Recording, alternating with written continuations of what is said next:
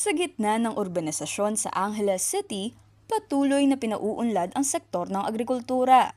Sa katunayan, umuusbong na rin sa syudad ang crayfish farming na nagpapakitang buhay at aktibo ang inobasyon sa naturang sektor.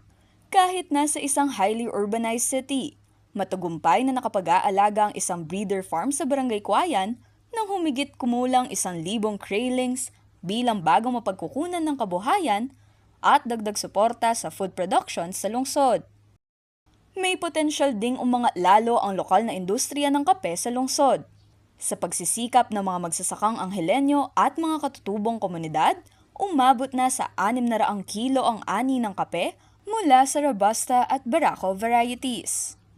Produkto rin ng sipag at dedikasyon ng local farmers sa Angeles ang inaasahang tone-toneladang ani ng kamoteng kahoy. Sa Barangay Sapang Bato at Kwayan, tinatayang aabot sa 334 metric tons ang harvest ng cassava. Ayon sa Angeles City LGU, patunay ang mga anihang ito ng sabay na pagsulong sa kaunlaran ng lungsod at pagyabong ng agrikultura. Bahagi rin ito ng mga hakbang upang matiyak ang food security sa lungsod. Kaakibat nito, patuloy na umaagapay ang City Agriculture Office sa mga lokal na magsasaka at mga kaugnay na proyekto, mula aquaculture hanggang sa pagtatanim ng agri-products. Arlene Salonga, CLTV 36 News.